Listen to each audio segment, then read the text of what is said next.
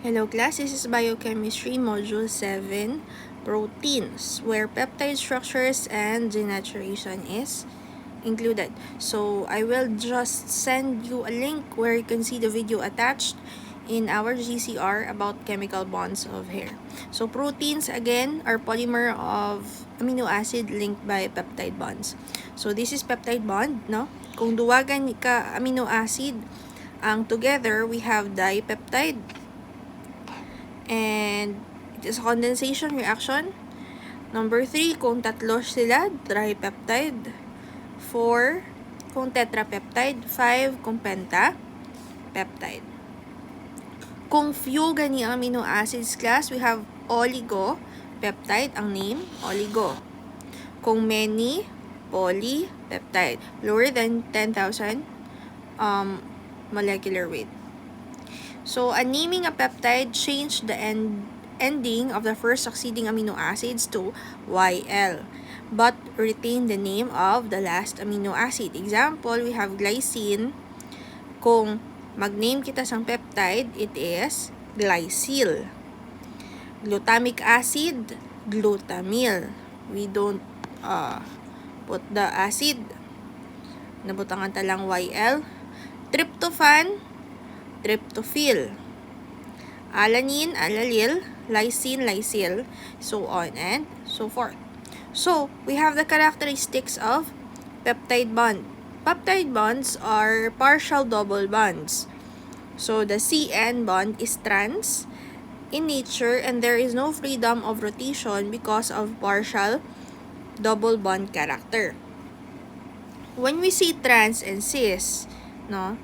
Ang trans is cis, ang diin nakalocate ang mga structures.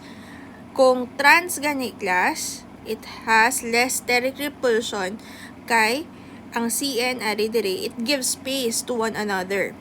Si methyl ari di sa babaw, while ang sa dalom nga methyl ara sa dalom. It's trans isomer. Ginatawag naton nga cis isomer kung si methyl ari di sa babaw, si methyl ari man di sa babaw. So it creates a steric repulsion. For example, let's put it in an analogy, no? May kontra ikaw. Kung kontra mo, tubaday ka mo, it creates a great steric repulsion. Meaning, grabe ang away nyo. That is cis. Pero kung less gani ang away nyo, kay layuanay ka mo, meaning less ang steric repulsion, that is trans. Okay, this is unstable, this is a stable kind of structure. Si cis, hindi siya stable. Si trans, stable siya kay layuanay sila. Okay, we have that kind of analogy when it comes to cis and trans. And the distance is 1.32 angles when it comes to peptide bond, which is a midway between the single bond of 1.49 angle. So we have the distance 1.32, which is a midway between the bond 1.49 and a double bond of 1.27. So the side chain are free to rotate on either side of the peptide. The angle rotation known as Ramachandran angles. Therefore, determine the spatial orientation of the peptide chain. So Dr. G.N. Ramachandran did pioneering work on the structural aspects of protein during 1950s and 1960s. So, as you can see, angles, no? Kung amo na, 90 degrees. Kung bilog, 360 degrees. So, this is Dr. G.N. Ramachandran, no? The angle of rotation known as Ramachandran angles. So, next, we have properties of proteins in physical. No? Generally, CHON, or the carbon, hydrogen, oxygen, and nitrogen are colorless, odorless, and tasteless, except protein hydrolysate, which is bitter. So, varied solubility in solvents such as acid, base, in salt solution form colloidal dispersion, thus do not pass through membrane. When you say colloidal dispersion, mga pintok-pintok, ga-clump siya, gawa. So we have molecular weights of some of the proteins. For example, we have insulin, which is molecular weight of 5,700. Hemoglobin 65,000, and albumin is 69, and the biggest of them all is 150,000, which is immunoglobulins. Those low molecular weight are soluble in water. Those at high molecular weight or macromolecules are totally insoluble in water. Shape of proteins also vary. Thus, insulin is globular, no? And albumin is oval. And fibrinogen molecules are elongated. So, the bigger and elongated the molecules will increase the viscosity of the solution. Kung dako, kang mas laba, it will increase the viscosity of the solution. Bahala na kamo da kung paano nyo natandaan. Okay, let's go. Chemical properties observed when there are changes in chemical composition. We have amphoteric or ampholyte possess both a positive and negative ion due to the presence of COH or proton donor, due to the presence of NH2, ammonia na nato na proton acceptor, are generally good buffers. So, proton donor, na nato na ang theory, no? Proton, Bronsted. So, proteins are precipitated by, number 1, organic acids. When you say precipitated, madula siya, no? It's also alcohol, no? Is a powerful protein precipitant agent. So, let's go at the sa first nga category, we have organic acids. Organic acids or trichloroacetic acids, no? Or TCA, or phospholipdic acid. Magbasa ka mo gani class ang chemicals. Try to cut it. Chloroacetic acid. Another is phospholipdic acid. So, in organic acids, we have ammonium sulfate and salts of heavy metals like copper sulfate, lead acetate, and mercury chloride. So, salts of copper, zinc, lead, cadmium, and mercury are toxic because they tend to precipitate normal proteins of the gastrointestinal wall. Based on the principles, raw egg is sometimes used as an antidote for mercury poisoning. Kay it will induce vomiting. The raw egg will induce vomit.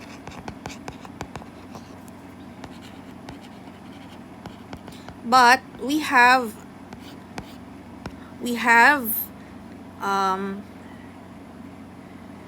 a drug for that. We have an antidote for that. I will discuss it later.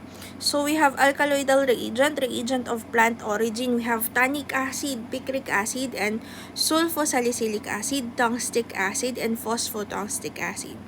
The higher the concentration of high concentration of a neutral salt solution or salting out ang tawag naton is a process which lead to the destruction of the 4 levels of organization of proteins. Nga, ma'am, kilala naton precipitate ang proteins. We have bacterias. No? Bacterias in our hands are proteins. And we have to eliminate that for us to be healthy man and not pass the kagaw to one another. So, as a general rule, the higher the molecular weight of a protein, the salt required for precipitation is lesser. So, we have all powerful protein precipitating agent. We have alcohol, but we cannot use alcohol alone, class. We need 30% of water. If you can see, again, I already told other sections about this. If you can see your household alcohols or in the hospitals, it is just only 70%. No? 70% lang na siya class, kaya the 30% is water. Nga ay ma'am kilalan ta water. We need water to penetrate the protein. No? Ang protective layer kilalan ta water to penetrate that protein para ma-precipitate siya. Okay? Additional note naton, when you say raw egg gani, we have medicine for that. We have dimercaprol. The generic drug dimercaprol. Or other name for dimercaprol, we have BAL or British Anti-Lewisite. BAL stands for British Anti-Lewisite. So, inanimate object. Aray, nabutan ko ni siya. Kaya ang inanimate object is just 40%. Okay. I will tell you a story about the Minamata disease where ang tanan nga tao is poisoned of mercury. Mercury gas is found sa duta. It is also used in thermometers, and it is also known in the Egyptian to do kryptonite na sa Egyptian gods before. So that is why it's called mercury. Also, it's silver. And if for example ang floor, no, and you drop the mercury, ang iya na characteristics is mabilog gid siya. Whereas kung water, this is Hg, no? Kung water, yagaan mo lang na, diba? Gaulbo lang, H2O. So, namian ako sang mercury because, again, it's way back from the Egyptian times. And also, very poisonous siya. So, may pagka-interest kita. So, we have Minamata disease. So, another name for Minamata disease is Minamata. It is a neurological syndrome caused by severe mercury poisoning. Symptoms include ataxia, numbness of the hands and feet, and general muscle weakness. So, narrowing the fields of vision and damage to hearing and speech. So, for example, before in Minamata, no, it is a country, it is a island or a location in Japan. A location in Japan where there is a factory there that is emitting mercury in the atmosphere. Thus, nagkadto ang mercury sa clouds, no? Kaya siyempre ang clouds is water lang man na siya. So after that, si mercury nag-rain ang clouds nga na, and na-deposit ang ang mercury in the rain and goes to snow and also goes to the rice fields, also in the lakes and reservoir of the forest, no? Pagkadto niya sa lake, syempre din makadto ang lake, syempre makadto man siya sa dalagko pagin nga bodies of water. And then it is converted ang mercury naton to methyl mercury. After going to methyl mercury, nagkadto siya sa sinaw ang pamuyo diri sa lakes kundi fish. So after the mercury converted to methyl mercury, it bioaccumulates in the food web. Also, matamaan ang aton fish. Sino ang ka-consume sang fish? Kundi kita, no? So, if you see, we have blue marlins, no? Hambal nila damo na mercury ang blue marlins, the tilapias, and others. So, that's it. So, we have levels of organization of proteins. We have Number 1, primary structure. Linear arrangement of amino acids in polypeptide chain joined together by means of peptide linkages. So, it denotes the number and sequence of amino acids in the protein. The higher the level of organization decided by the primary structure, insulin is an example of protein with primary levels of organization. It has 2 polypeptide chain, and the chain A, glycine chain, has 21 amino acids, and chain B, phenylalanine chain, has 30 amino acids. We have number 2 characteristics of peptide linkage. A strong bond due to the electron delocalization towards the carbonyl group. Exhibit geometric isomerism. So, cis isomer aton nga characteristics, no? One of the characteristics of peptide linkage. Ano gani ang cis? Layuanay sila. This is considered CH3 class, ha? This is also considered CH3. So, cis ni siya. This is trans, kay ang alcohol naman ang aton tanawon. Okay.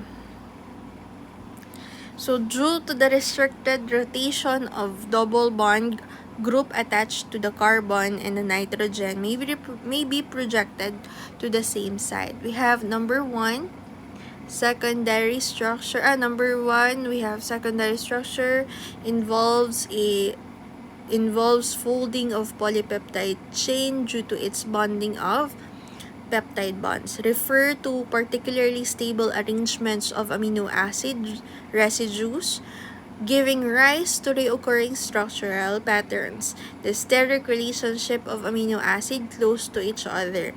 Number 2, we have 2 types of secondary structure. We have alpha helix and beta helix.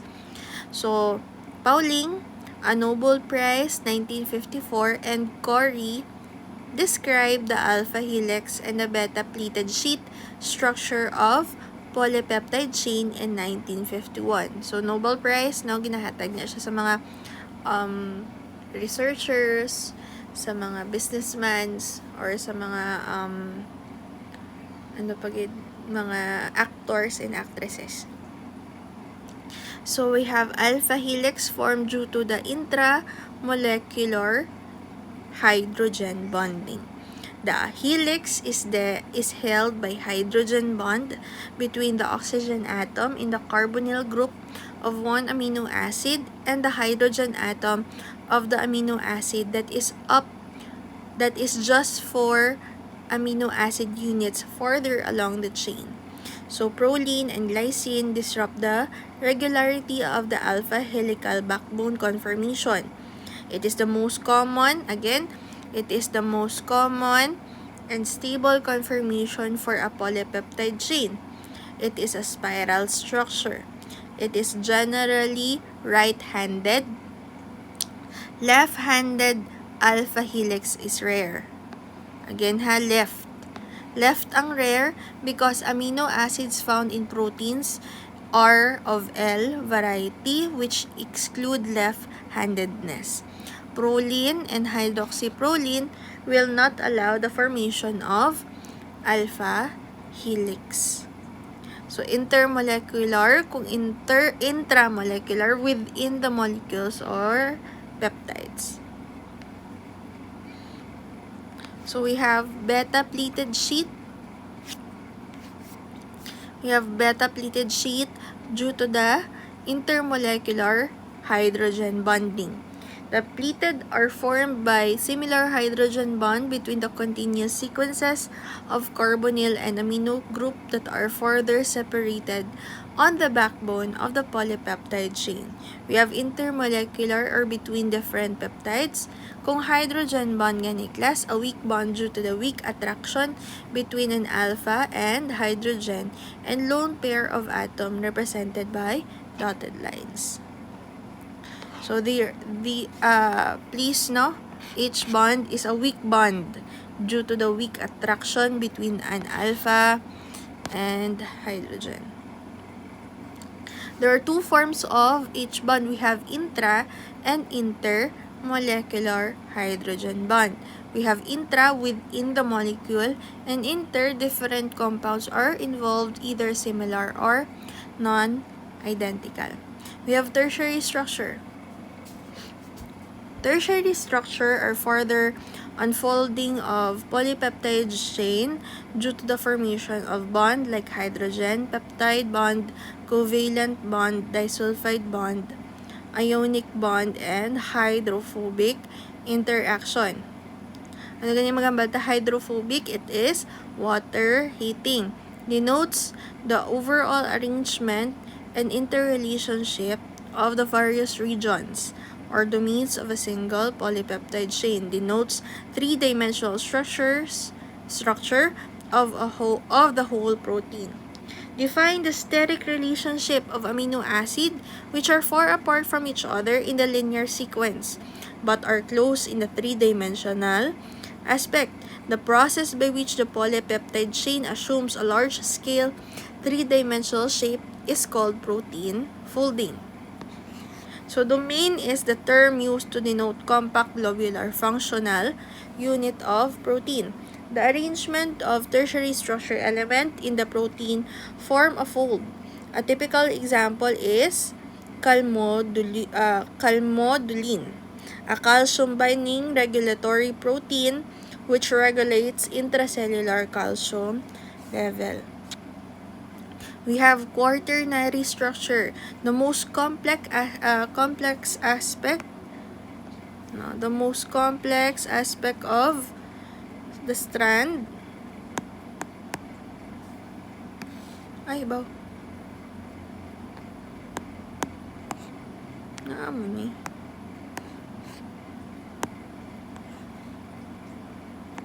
Gusto niya mas slower. Okay. The most complex aspect of protein strand. It involves polypeptide chains tightly woven with each other. Results when the protein consists of two or more polypeptide chains held together by non-covalent forces.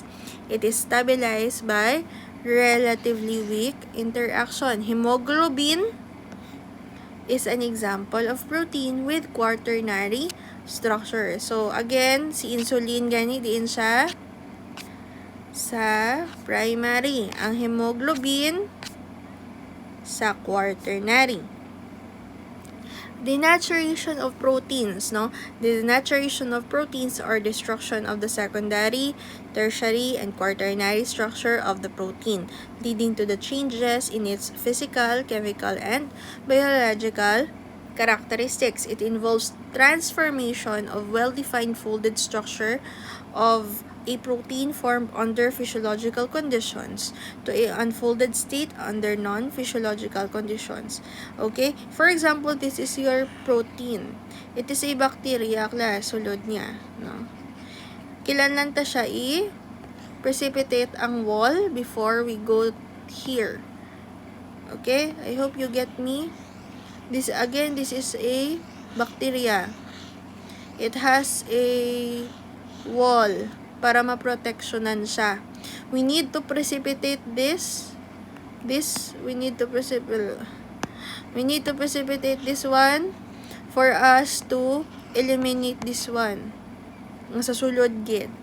That's why we have denaturation. So physical, it includes heat, UV rays, and high pressure. Kung mag-heat kita, ginapainitan na to, no? For example, kapabukal kita. Kung UV rays naman niya sa COVID before, no? May ara kita mga hospitals nga UV rays lang ang ginagamit. Mahalin kita na sa room, tapos may light lang na da nga mabutang. Tapos galibot na siya ang light to eliminate the mga kagaw-kagaw, no? Para hindi na siya ang COVID hindi na lapta. We have high pressure in your laboratory, we have that kind of instrument. It's like autoclave na siya, class. Tawag na sa iya. Dako-dako na siya nga bulutangan. Tapos, may pressure indicator na diyo. Wow. Ano niya akong drawing mo? Wait lang, madraw ta di. Autoclave is like this. Please help me. Char lang. Nami unta.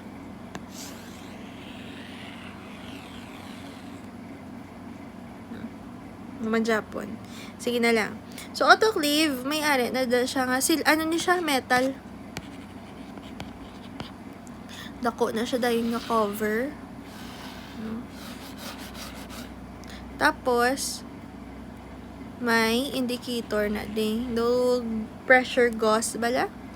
Do indicator sang pressure. Nga do galibot-libot na siya. 1, 2, 20, 30, 40, and so on and so forth. 50, 60. Ay, pasensyahan nyo na ako yung drawing.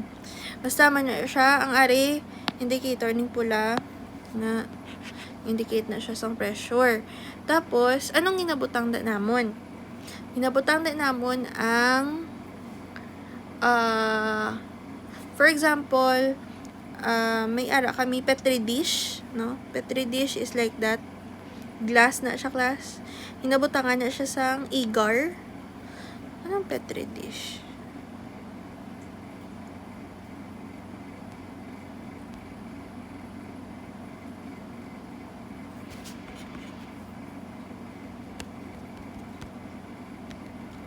I-discuss ko ganyan sa inyo. Yeah. Wait lang.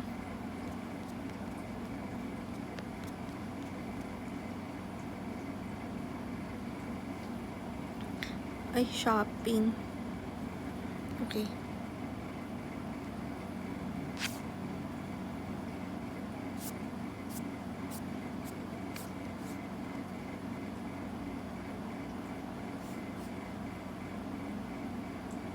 This is what you call petri dish, where you put it in the autoclave para for sure gidaya wala gidaya ka makwa nga kagaw dira, maski iswab mo pa na siya, or what you call this, maski iswab mo ang petri dish tapos i-culture mo siya, wala ka gid kwaon nga kagaw.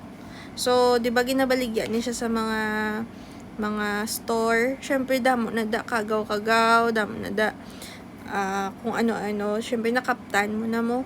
Once naghalin na di siya diri sa autoclave, hindi mo na siya makaptan, dapat naka-gloves ka na gidna or naka tongs. Tongs. Basta man na naka na gid ang sulod niya. So, ang purpose ng autoclave or ang pressure, no? So, many human proteins denature at temperature above about 45 degrees Celsius, which is one reason that humans cannot withstand high fever or exposure to high temperature for a long time. Heat can be used to disrupt hydrogen bond and non-polar hydrophobic interactions. This occurs because heat increases the kinetic energy and causes the molecules to vibrate so rapidly and violently that the bonds are disrupted. So we have medical supplies and instruments are sterilized by heating to denature proteins in bacteria and thus destroy the bacteria. So again, amo na gani class ho ginabutang dara para hindi maging false positive ang you say false positive, for example, ako may TB, no? Hindi man tani. Ako, for example, no? Nga ako, ganyan pa rin, wait lang. Si Ana, may TB. Hindi ko nakalala, si Ana, ha? Si patient A na lang, para sure. Si patient A, may TB. So, in order to test kung may TB gid man siya, pwede man siya nga pwede man na hindi tapay babalaan kung TB siya butangan siya danay agar tapos i-test ta siya. So kung false positive, for example higko ni siya, wala siya na autoclave or wala siya na sterilized mayo, it could lead to something supposed to be wala siya tapos gali nakita nga may sakit siya gali pero hindi manggali kay ari higko. Okay? Hindi na ko to. So, chemical, acid, base, inorganic solvents, heavy metals, and detergent. So, the changes are physical, chemical, and biological. Kung physical, increase the viscosity. Kung chemical, decrease solubility. And kung biological, increase digestibility by enzymes. So, kung strong acid and base, change the pH of the solution containing the proteins and therefore change the ionization of acidic and basic side chains, leading to disruption of ionic bonds. So, we have heavy metals because they are charged, also bind to charge side chain, disrupting salt bridges. So, 70% alcohol solution, again, is used as a disinfectant of the skin. This concentration of alcohol is stable to penetrate the bacterial cell wall and denature the protein and enzyme inside the cell. So, alcohol, denatured proteins are disrupting the side chain intramolecular hydrogen bonding. So we have heavy metal salt act to denature proteins in much the same manner as acid and bases. So we have heavy metal salt usually containing mercury, lead, silver, titanium, and other metals with high atomic weight. This reaction is used for its disinfectant properties in external application. Another idea or another fact, no, silver is also used if you have gonorrhea. Yeah. Si patient A, hindi na ako na naman, no. Si patient A may gonorrhea. For example, nagbata siya. Or may na lang siya, may STD, no. And ang bata niya maagi sa iyang sexual reproductive system, 'di ba? Sa iyang munay. Magwa na siya mo. So ang mata hindi pwede nga maagi sa hindi sa gusto kag sa hindi ta. Kung normal delivery ang nanay, maagi gini sa munay, no. We use ang una silver to cleanse the eyes. Kaya hindi pa pwede class ang shadow kaisog nga mga medicine para sa bata. We use silver to cleanse the eyes kay it has a antibacterial properties para safe sa bata. Also the titanium, no? Ang titanium is also good in the skin kay it is a sunscreen, ginagamit din na siya sa sunscreen. If you look at Watsons, nani na naman ta. If you look at Watsons, we have different kinds of sunscreen there. And if makita nyo sa likod sang information, they use titanium oxide and other metals with high atomic weights. The reaction is used for its disinfectant properties and external application. For example, we have silver nitrate. It is used to prevent gonorrhea. Yes, gonorrhea ginmangali. Infections in the eyes of a newborn infant. So, silver nitrate is also used in the treatment of nose, throat infection, as well as to cauterize wounds. So, buong class, hindi na ta silver nitrate. Lain na ha. So, sang una, yes. But, upgrade ang medicine. So, hindi na siya subong silver nitrate. It's another drug. The same reaction is used to reverse in causes of acute heavy metal poisoning. In such situation, a person may be swallowed a significant quantity of heavy metal salt. As an antidote, a protein such as egg or egg white may be administered to precipitate the poisonous salt. And then an emetic is given to produce vomiting so that the precipitated metal protein is discharged from the body. When you say emetic, gasuka or gapuke. Detergents are amphipathic in nature, and proteins have hydrophobic and hydrophilic sides. We have